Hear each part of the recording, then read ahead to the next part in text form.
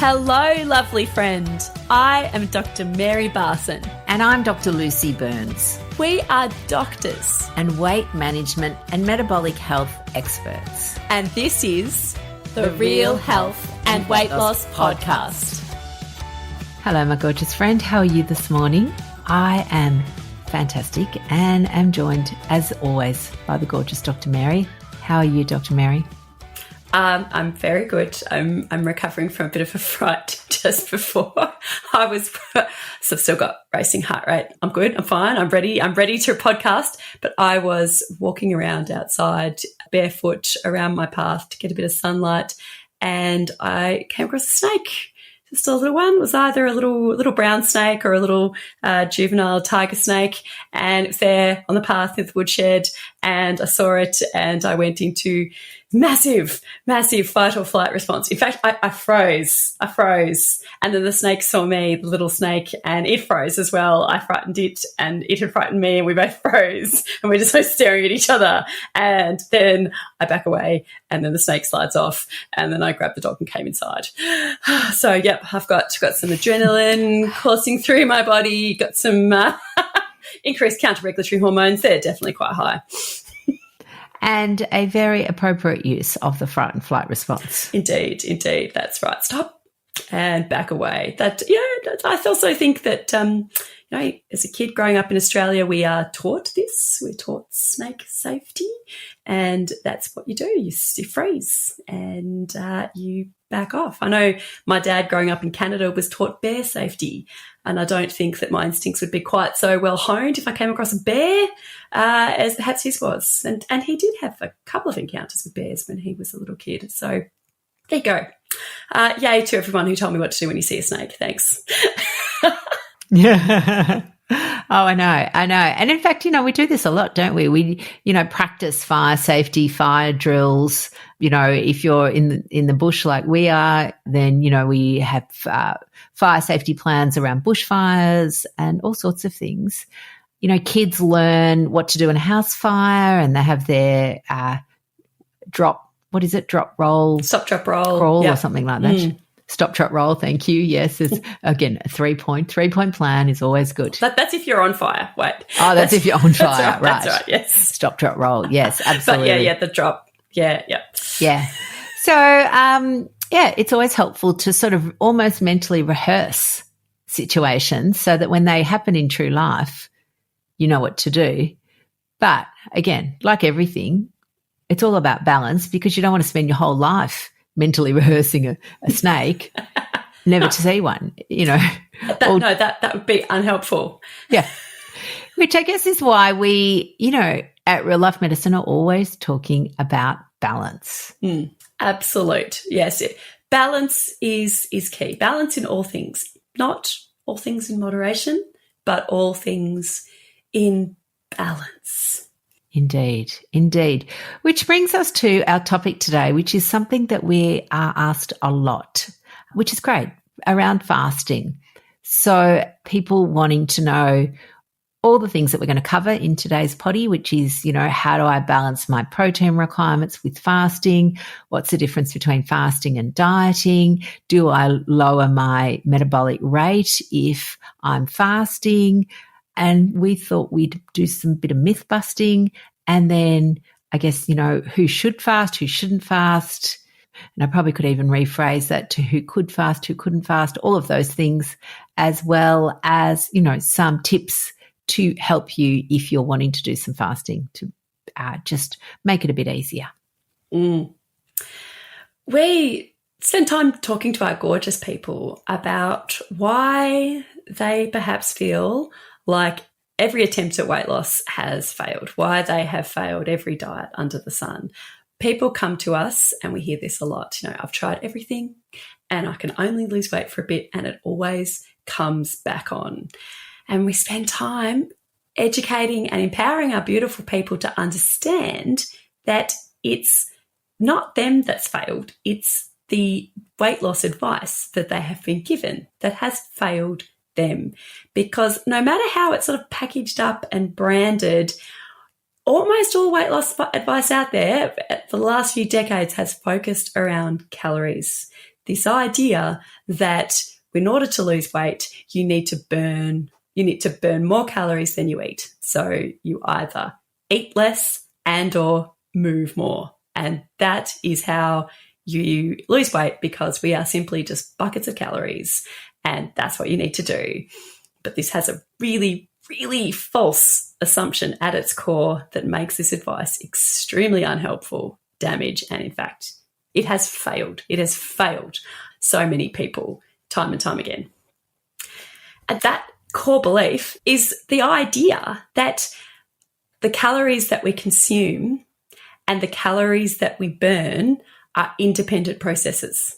So we can burn as many calories as we want, regardless of how much we are eating, and that if we eat less, we will just still manage to keep burning more and it'll be fine. Yes, you feel hungry. Yes, you feel tired. Yes, you feel miserable. Just keep going, because this is the only way to do it.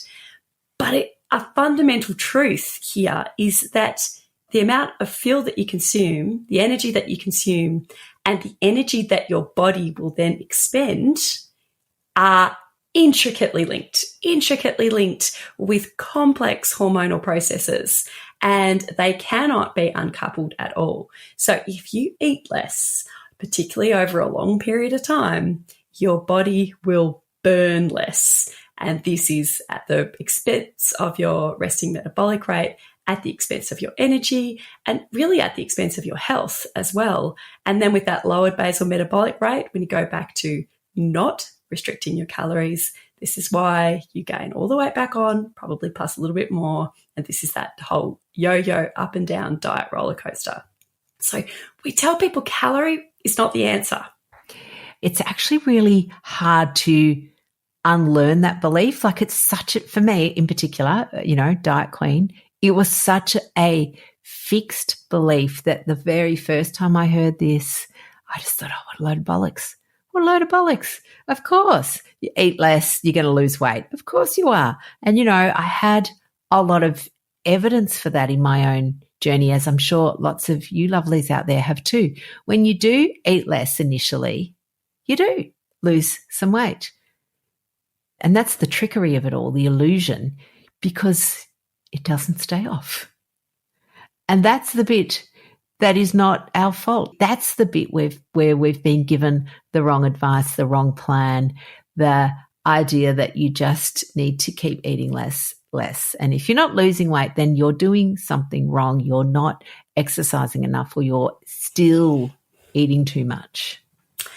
And it's not at all trivial, is it? Because it breeds this sense of failure and despondency in people. If you truly believe this message, then you're going to internalize the fact that it's your fault, which is psychologically damaging. So, it's bad for your body, that yo-yo dieting and the associated decrease in your metabolic rate and the damage it does to your metabolism.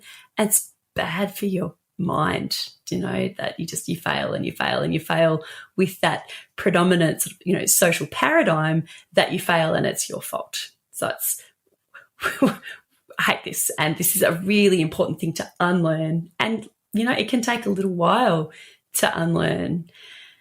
And in the process of unlearning this, we talk about intermittent fasting as a tool, and people can get a bit confused. What is the difference between intermittent fasting and calorie restriction? If you're telling me, Dr. Mary and Dr. Lucy, that calorie restriction is the bad guy here. Yeah. And, even to rephrase it as what's the difference between intermittent fasting and dieting? And look, there can be, depending on the motivation behind what you're doing and the periods that you do either side of your fasting, you can certainly be accidentally dieting and using that fasting as a diet tool, and that's probably not going to serve you all that well. But you can do intermittent fasting that is part of health, that's not part of diet culture. It's a fine line, okay? I'm going to say that this is not, obvious, and there will be people that will argue either way. There will be people that will tell you, intermittent fasting is just another form of dieting. Don't listen to anybody who says that. That's okay. They can believe that. I can understand why you might think that. But this is what we're going to explain to you, I guess, today, is why we don't think that intermittent fasting is part of dieting if used appropriately. It comes down to that balance, that balance. You balance your intermittent fasting with feeding yourself, beautiful, delicious, nutritious food so that your body is really well nourished. And I kind of think of it as a nourish and a nurture. So you nourish your body with delicious real food, and to heal that hormonal root cause that is underlying being overweight and that excessive weight gain, you eat delicious real food that's naturally lower in sugar and naturally lower in starches, and you make sure you get enough protein and healthy fats, and you can eat delicious, delicious meals, and you nourish your body with those. And then you balance it with a bit of a rest. You rest your digestive system, you rest your body from feeding, and you have short stints of natural fasting. And it's the balance between the two. And when you get this balance right from a hormonal point of view, so just focusing at first on the physiology, intermittent fasting is very different to calorie restriction, to long-term calorie restriction, because it hormonally has a very different effect on your body, particularly when you are well nourished with lower carb real food. When you just have a short, sharp period of time when you're not eating, and we've designed to be like this, humans have naturally designed to have periods where we don't eat for a while. All these beautiful hormonal processes kick into gear.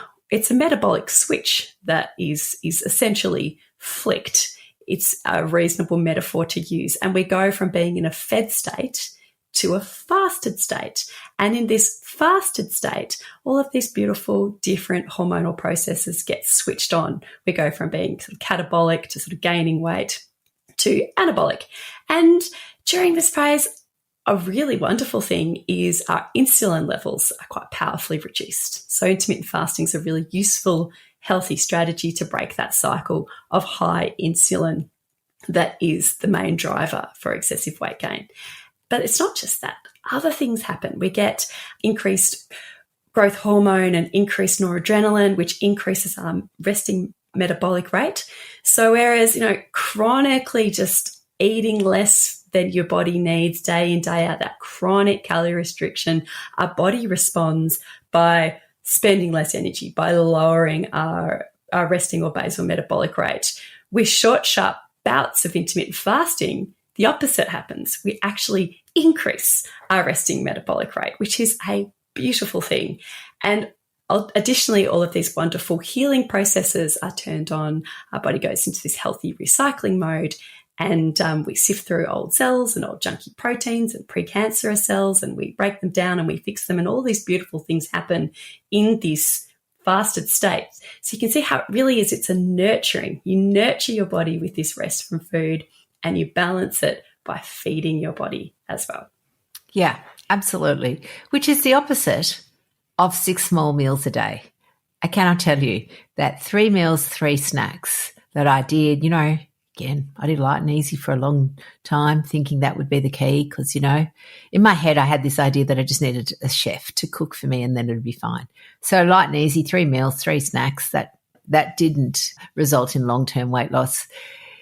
Whenever I hear the phrase low-calorie snack, my brain kind of goes, oh, because at the end of the day, our body, and again, if you have a snack here and there, it's not harmful, but we don't need it.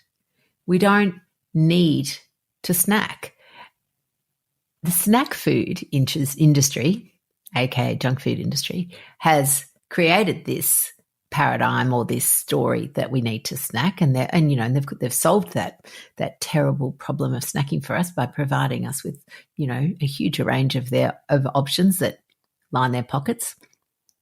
But as humans, we actually, in general, once our metabolic hormones are balanced, we don't need to snack. So the intermittent fasting, again, there's no specific definition on what that means, and it means different things to different people. And so I think intermittent fasting, we should probably go through the various definitions. And the one that I practice, and perhaps ones that you practice, but it's tricky because the first I ever heard about this fasting business was the 5-2 with Michael Mosley. And again, when I heard about that initially, it was, 5 days of eat whatever you want and 2 days of 400 calories. And honestly, again, because I was dieting clean, I thought, I'll give that a crack. That was really hard. I found that really, really hard. And I think because my 5 days of eating whatever I wanted, and this was back in my pre-diabetes days, so I clearly had high insulin. So when it came to the 400 calorie a day days, I was hungry, really hungry. Found it really hard. So that's one option, but I prefer what's often called time-restricted eating. So you eat within a certain window most days or some days or however you want to do it. Again, there's no fixed rules. So how do you like to do your fasting, Maz?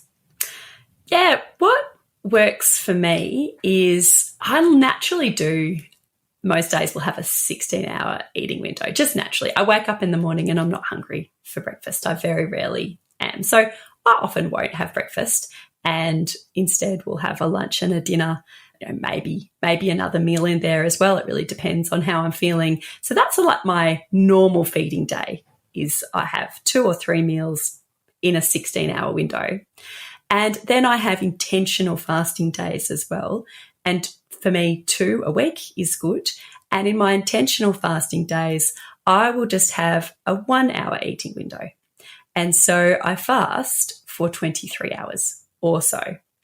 And I do that twice a week with the extremely important caveat that if I just don't feel good for whatever reason, it doesn't feel right for me, then I'll stop fasting and I'll eat, because fasting is free. It's always there, and I'll listen to my body. Hunger, a little wave of hunger, it's fine. That's normal. We'll all naturally get a little wave of hunger at lunchtime, a bigger one at dinner time. And that's not necessarily my trigger to break my fast. If that happens, I might just have a glass of water, a cup of tea, and just see how I feel after that. Often I don't even get that if I'm busy and distracted.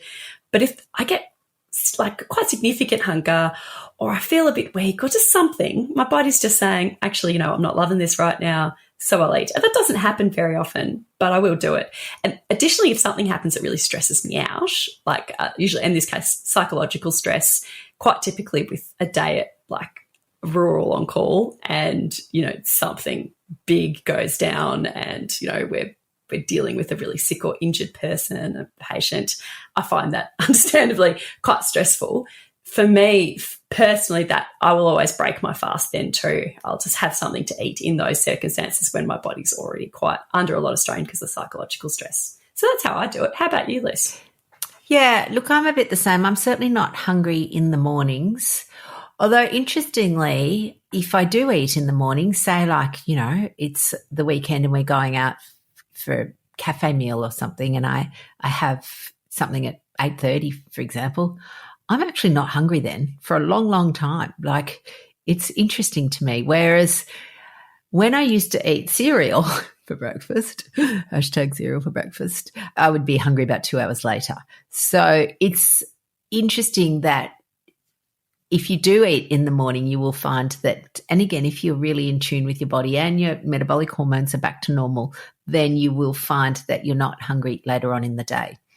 So yeah, certainly for me, morning eating is not something that is easy for me to do. I can do it, but it's not my preferred. And I would rather have my meals in the evening. Now, having said that, I do know that people who perhaps, maybe if you're retired or you live by yourself or you haven't got that sort of family evening meal routine going, then a lot of people will have a bigger meal at lunch and maybe just something small at dinner. And technically that is, according to the papers, probably the best way to eat with your insulin levels, because we do know that, again, humans are diurnal creatures. We have a circadian rhythm, and that our insulin resistance it varies throughout the day and it is a bit higher in the evenings. So, there's some evidence around that. But having said that, we're also social creatures. And so if our family or our friends or our tribe is meeting to eat at dinner and you want to partake in that, then do that. Like, you don't need to forego those meals. So it's really very flexible. But like you, fasting fits in with my life, not the other way around. I don't make my life fit in with my fasting regimen. I don't suddenly decide, I can't go out for dinner on Thursday night because that's my fasting day. Like, that's not how it works. And I think that's a really sensible way to think about it. What I love is this idea that fasting, it has that benefit of yes, lowering insulin. Again, balancing that with, if your insulin's very high, then fasting too soon will be hard because your woodshed's essentially shut and you don't have access to fuel. Once you're sort of down, the woodshed's open again, the insulin comes and goes a little bit. It's a very powerful technique to really lower that insulin sort of longer term. So I love that. But I also love what you mentioned about the recycling of your cells. And we call that autophagy. And I love autophagy because you're right. It's like cleaning out the rubbish. You've got all this sort of stuff lying around that you haven't really got rid of yet, off to the op shop. Well, that's all our old cells. We don't need them. We can recycle them, reuse them, and replenish our stores. So this is really helpful when people get worried about their protein levels because, again, as you know, we prioritize protein. We don't, yes, we're all about lowering some carbohydrates, but that has to be balanced with prioritizing protein because protein's, fantastic. And we're basically recycling our own protein. So if you did extended and prolonged fasting, then you may have used up all your recycled proteins. So we've got to be, again, mindful, balance. But if you've got plenty of it, then, you don't have to worry so much about that loss of muscle mass that we spend a lot of time telling people to make sure they eat their protein. Can you explain, Mez, a bit further about that for our listeners? Yeah, absolutely. So we love protein at Real Life Medicine, and there's really robust evidence that if you want to improve your health and your weight and your blood sugar control and everything, you want to prioritize the protein that you eat. And as a minimum rough target, we suggest people should aim to eat 1 gram of protein per kilogram of their body weight each day. But then we do also say, but hey, doing some intermittent fasting, once you've become fat adapted and your body is able to naturally burn your fat stores, is a really good thing to do. And it can leave people scratching their heads like, how can I eat, 100 grams of protein and fast? This is a very good question. So the short answer is that on the days that you are choosing to do some fasting, some lovely nurturing fasting, you don't really need to worry about hitting your protein target on those days because our body does sift through in that beautiful fasted state. We go into this recycling mode and we're sifting through old damaged, junky proteins and cells. We're reusing them. And our body is getting the proteins that it needs from there. And also when we are doing intermittent fasting, as opposed to chronically just eating low-calorie snacks all day, we get these hormonal changes, including this increase in growth hormone, which prevents us from having that lean muscle mass loss. So we don't really need to worry about that. And of course, it's about a balance. We're not saying that you should, do prolonged, fasting forever. In fact, that's the opposite of what we're saying. But shorter periods of intermittent fasting balanced with days of feeding yourself is extremely good for you. Absolutely. And I think it's, again, what you said, what you eat in the fed state, so in your eating window, is important. So people who do fasting but then just eat a salad with no protein in it or just a little bit of protein, that's probably not super helpful. So again, when you are feeding, that you do prioritize your protein and, your beautiful veggies and things that nourish your body. One of the things that I'm mindful of is that sometimes in that feeding window, so you finished your fasting and then people can feel a little bit out of control. And I remember talking to one of my clients is that she kept saying to me, I keep doing this fasting and then I just feel out of control and I eat everything in sight. So, which is, really the definition of binging. So people will often talk about feeding and fasting or feasting and fasting, because the world loves an alliteration. But what we want to do is think about binging and fasting. And if binging is something that you're doing or that your brain's telling you to do or that you're struggling with, then we don't recommend fasting. We say, no, just wait. There's no rush. Like, we can just wait. So it's not that you can't do fasting, it's that you can't do fasting yet. It's the same like you mentioned, when you're very highly stressed, fasting is it's a minor stressor on the body. If you're already experiencing a lot of stress in your body and brain for whatever reason, then you probably don't need to add extra layer to that. So fasting's not for you yet. Yes. I think an important story to be mindful of is this idea that because you've fasted all day, then you need to make up for an entire day's worth of food in the one meal or the two meals or whatever you choose to have that day. But that's not physiologically true, because if you can think about what's happening when you go into that fasted state, your body's just very happily getting the energy that it requires from your stored body fat, which is wonderful and healthy, and that's what your stored body fat is there for. And so there actually isn't a calorie deficit, to use that word, that you need to make up. You've got all the energy that you need. You're just using it from your stored energy rather than the energy that you eat. Yeah, and we often talk about that, don't we? We often talk about, the fat on your plate versus the fat on your body. And again, if you're wanting to use that stored fat, well, we don't recommend people eat tons of fat. We don't recommend that people eat low fat ever. But we also go, you know what, if you're wanting to burn some body fat, you probably don't need 6 coffees a day with, half a cup of cream in each one. Yeah, that's right. Fat, I think you've written a great blog that's called Fat is Not Free. It's not. No. But again, which is great, which is fine. And it's really, again, just noticing if you've got a tendency, because we do know that cream is easy to overconsume. Again, comes back to that, can you regulate it easily? All of those sorts of stories, which are not about dieting. They're just about making life easy for yourself. Okay, it's not restrictive if it's easier for you to have none than some. That's not restriction, in my mind anyway. We've discussed how physiologically, intermittent fasting is different from chronic calorie restriction, but there is a strong sentiment out there by many people that the reason intermittent fasting works is because it reduces calories. So it's still hanging on to that calorie in, calorie out hypothesis. And I would disagree with that, with maybe a bit of an analogy. If you are chronically, reducing your calories day in, day out, and you may, over the course of a few days, eat the same amount of calories that someone who did maybe in a 2-day window did some intermittent fasting. But it's really different flicking between that fed and fasted state. It's kind of like, you go outside and you get some beautiful sunshine and your body is bathed in light, and then at nighttime you're having a little sleep in a dark room. They're really quite different, whereas sort of the chronic calorie restriction is like you just spend all your time in a dimly lit room.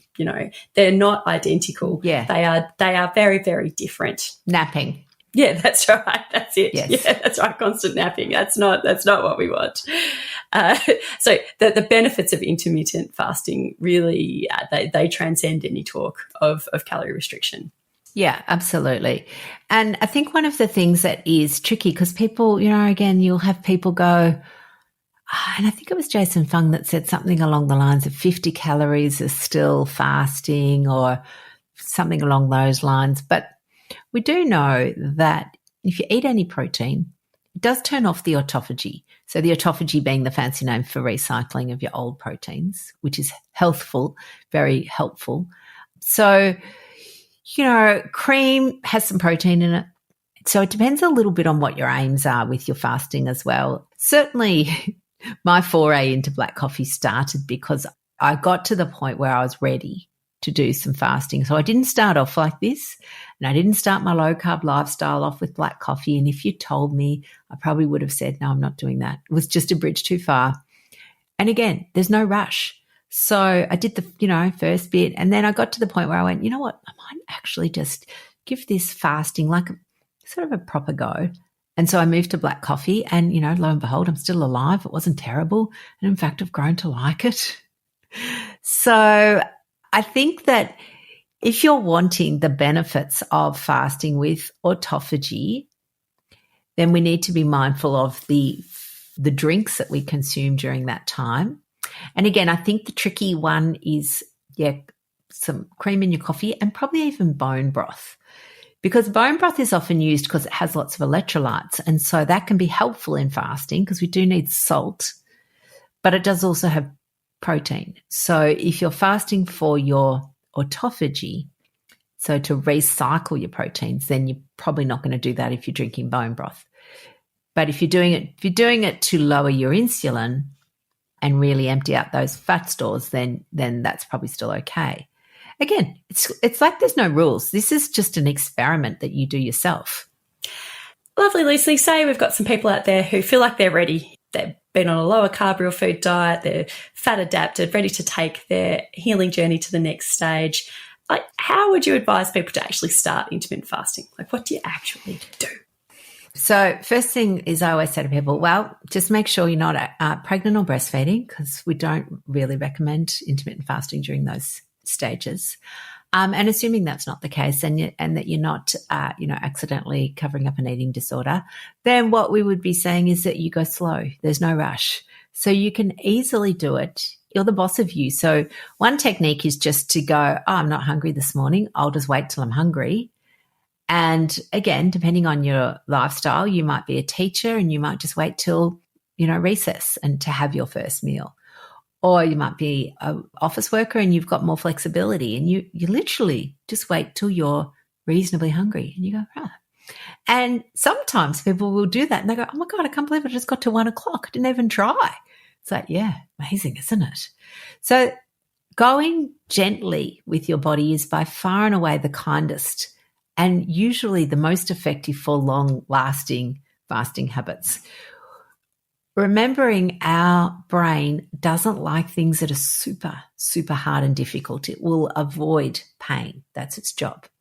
So if you make your fasting really uncomfortable, then it's not likely to want to do it the next time. So I think the easiest way is just to extend out your resting window or your fasting window and shorten your feeding window till it comes to a point where you can decide how long you want to do it. Do you want to do 16 hours? Do you want to do 18 hours? You get to 23 hours. Sometimes you'll even get to the point where you go, you know what, I reckon I don't even need to eat today. I might just wait till tomorrow. And, for us, like I can do 48 hours pretty easily. 72 is a push, and then after 72, I don't recommend that. No, we don't recommend. You're getting into the realm of diminishing returns and increasing risks after that. What should we drink when we're doing an intermittent fast? Because we should drink. We definitely do need to drink. Yeah, absolutely. And you need to drink more than you would normally because we actually get quite a lot of fluid from food. So people forget that. So we need to drink a bit more. What we want to do is, so obviously water, black tea, black coffee, they're my favourite drinks. Now, then we're looking at electrolytes. And again, people have different electrolyte requirements, and that just depends on their underlying physiology and what they're doing. So if you're out, if you're a worker outside in the sun, then you're going to need, you're going to sweat, you're going to need lots of electrolytes. If you're a runner, you can run fasted. Lots of people do, but you'll need to replace your electrolytes. So that's your salt plus or minus magnesium. So, you can just add salt to water if that's palatable enough for you. Personally, I find that hard. I get a bit dry retchy. I don't know.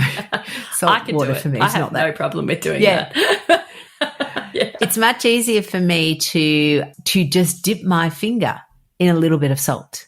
So I have a little bowl of salt like you would have sort of, at fancy restaurant where they have the salt that you just sort of sprinkle on like flakes, and I can just dip that in. Because sometimes what will happen is people will feel a a little bit dizzy and they think they're having low blood sugar. Way more likely they're having low blood salt. And so when you have a little bit of salt, you suddenly feel so much better. And you go, oh, good. So that's basically how I do it. I don't do anything extra fancy for particularly just a basic 16, 18 or 20, up to 24-hour fast. After 24 hours, then I think you do need to be a bit more careful with your electrolytes. And again, you can buy electrolyte powders if you want to, making sure they don't have sugar. Okay, so we usually recommend Sodi as a brand because it's got enough sodium, it's got enough electrolytes, whereas commercial ones that you can buy in the chemist are sometimes actually a bit stingy, and they usually come with sometimes sugar or the sweeteners that are unhelpful to our body and colours and fillers and all sorts of things. And again, even with Sodi, you get to decide, do you want to use a sweetener? You know, people go, oh, sweetener during fasting. The only issue I think with a sweetener during fasting is it might make some people a bit hungry. But if it doesn't make you hungry, just do that. Or Sodi, have a plain one if you want to do that. So that's really what I would do. What about you, Mez? Yeah, that's pretty much exactly the same. And I plan my fasting days to make sure that I've got access to my drinks. That's the only kind of real planning that I will do. And I make sure that I've got my salt, I've got my water, I can make tea or coffee if I want to, and I just think about that. The other thing I will do, a little bit counterintuitive, but say it is a work day, and fasting when I'm working I actually find quite helpful. I work every day, but say it's a day where I'm working out at the hospital or a clinic or something like that, I will actually make sure that I have access to food. Seems silly, but it is for that reason, that if for whatever reason I want to break my fast, I can. And for me, it's just like tinned fish, nothing fancy, just something that is there. And I usually won't need it, but that is helpful for me as well. And it's helpful because if for whatever reason I feel like I need to break my fast, I want to make sure I have access to something that's helpful, rather than, the only option is, the bakery down the road. That's not helpful. Yeah. The biscuits in the tea room. So funny, isn't it? The power of suggestion. Just when you were talking about drinking then, I thought, oh, God, I'm thirsty. Have a drink. So my glass is empty. I'm looking at my water glass going, well, we have to wrap up this episode, Lucy, because I need to go fill up my glass. Exactly. I know. And the hilarious thing, that just popped into my mind was a Wiggles song. Something like gulp, gulp, drink some water. And honestly, it was like this earworm. I had it in my brain for about 3 years. Gulp, gulp, drink some water. So, thank you, Wiggles. Drink some water. Love you, Wiggles. Yes, thank you. Indeed. All right, lovely friends. So hopefully that's cleared up a few things around fasting. Again, it's not imperative. You don't have to do fasting, but you don't need to be scared of it. You are the boss of you. You are your own compassionate scientist.